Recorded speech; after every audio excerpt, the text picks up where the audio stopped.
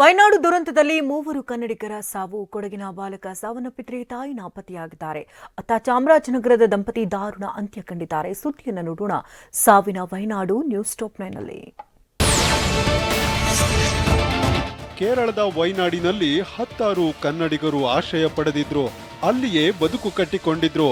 ಗುಡ್ಡ ಕುಸಿತ ದುರಂತದಲ್ಲಿ ಸಾವಿನ ಸಂಖ್ಯೆ 300 ಸಮೀಪಿಸುತ್ತಿದ್ದು ಕನ್ನಡಿಗರು ಕೂಡ ಉಸಿರು ಚೆಲ್ಲಿದ್ದಾರೆ. ಈವರೆಗೂ ಕರ್ನಾಟಕದ 9 ಜನರು ಸಾವನ್ನಪ್ಪಿದ್ದಾರೆ.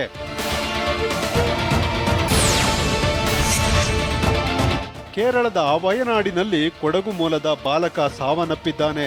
ಗುಡ್ಡ ಕುಸಿತ ದುರಂತದಲ್ಲಿ ವಿರಾಜಪೇಟೆ ತಾಲೂಕಿನ ಗುಹ್ಯ ಗ್ರಾಮದ 9 ವರ್ಷದ ರೋಹಿತ್ ಮೃತಪಟ್ಟಿದ್ದಾನೆ. ತಾಯಿಯ ಜೊತೆ ವಯನಾಡಿಗೆ ಸಂಬಂಧಿಕರ ಮನೆಗೆ ರೋಹಿತ್ ತೆರಳಿದ್ದ. ಸದ್ಯ ರೋಹಿತ್ ತಾಯಿ ಕವಿತಾ ಮೊಬೈಲ್ ಕೂಡ ಸ್ವಿಚ್ ಆಫ್ ಆಗಿದೆ.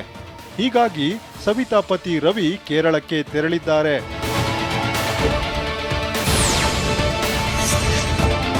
ಚಾಮರಾಜನಗರ ಜಿಲ್ಲೆ ಇರಸವಾಡಿ ಗ್ರಾಮದ ರಾಜೇಂದ್ರ, ರತ್ನಮ್ಮ ದಂಪತಿ ದಾರುಣ ಅಂತ್ಯ ಕಂಡಿದ್ದಾರೆ. ಮಗಳು ಹಾಗೂ ಅಳಿಯ ಇನ್ನಿಲ್ಲ ಅಂತ ಈತ ಚಾಮರಾಜನಗರದಲ್ಲಿ ತಂದೆ ರೋಧಿಸಿದ್ರು.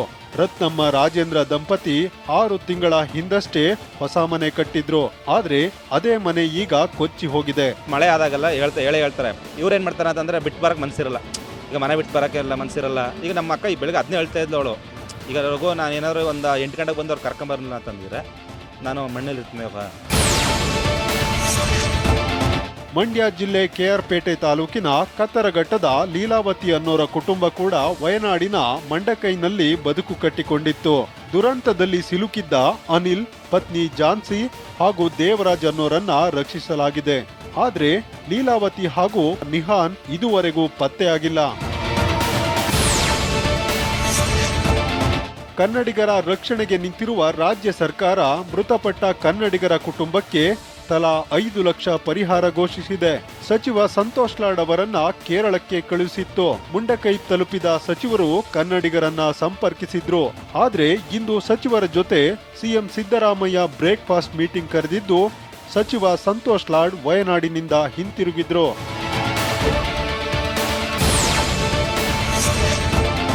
ವಯನಾಡಿನ ದುರಂತ ಸ್ಥಳಕ್ಕೆ ಸಚಿವ ಸಂತೋಷ್ ಲಾಡ್ ಭೇಟಿ ನೀಡಿ ಕನ್ನಡಿಗರ ರಕ್ಷಣಾ ಕಾರ್ಯಾಚರಣೆ ಬಗ್ಗೆ ಪರಿಶೀಲಿಸಿದ್ರು. ದುರಂತದಲ್ಲಿ ಕನ್ನಡದ 3 ಮೃತಪಟ್ಟಿದ್ದು 9 ಜನರು ನಾಪತ್ತೆಯಾಗಿದ್ದಾರೆ. 10 ಕನ್ನಡಿಗರನ್ನ ರಕ್ಷಿಸಿ ಕಾಳಜಿ ಕೇಂದ್ರದಲ್ಲಿರಿಸಿದ್ದೇವೆ. ಕರ್ನಾಟಕದಿಂದ ಕೇರಳಕ್ಕೆ ಸಹಾಯ ಮಾಡ್ತೇವೆ ಅಂತ ಹೇಳಿದ್ರು.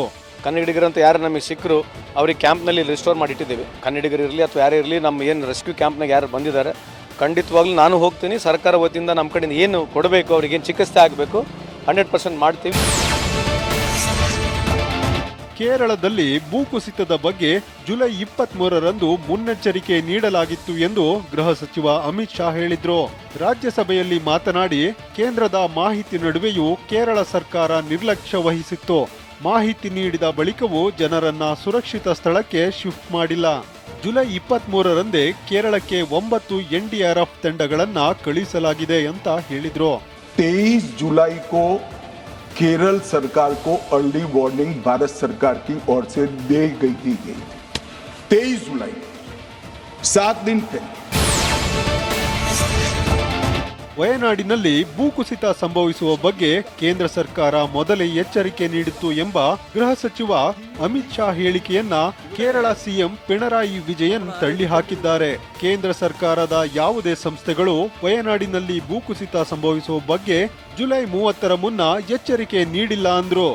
നമ്മൾ ആലോചിക്കേണ്ട ഒരു കാര്യം, അത് കേന്ദ്ര ഗവൺമെന്റും ഗൗരവമായി ചിന്തിക്കേണ്ട കാര്യമാണ്. ഇതൊന്നും പരസ്പരം പഴിചാരുന്നതിന് വേണ്ടി ഞാൻ പറയുന്ന കാര്യമല്ല. കാലാവസ്ഥാ വ്യതിയാനത്തിൻ്റെതായ ഭാഗമായി വന്നിട്ടുള്ള മാറ്റങ്ങളുണ്ട്. ಕೇರಳದ ವಯನಾಡು ಜಿಲ್ಲೆಯಲ್ಲಿ ಗುಡ್ಡ ಕುಸಿತ ದುರಂತದ ಬಗ್ಗೆ ಕೇರಳ ಸಿಎಂ ಪಿಣರಾಯಿ ವಿಜಯನ್ ಮಾಹಿತಿ ನೀಡಿದ್ರು. ಬುಡಕಟ್ಟು ಕುಟುಂಬಗಳನ್ನ ಸ್ಥಳಾಂತರಿಸುವ ಕೆಲಸ ಆಗ್ತಿದೆ. ನಡೆಯಲು ಆಗದವರಿಗೆ ಆಹಾರ ಒದಗಿಸುವ ಕೆಲಸ ಆಗ್ತಿದೆ.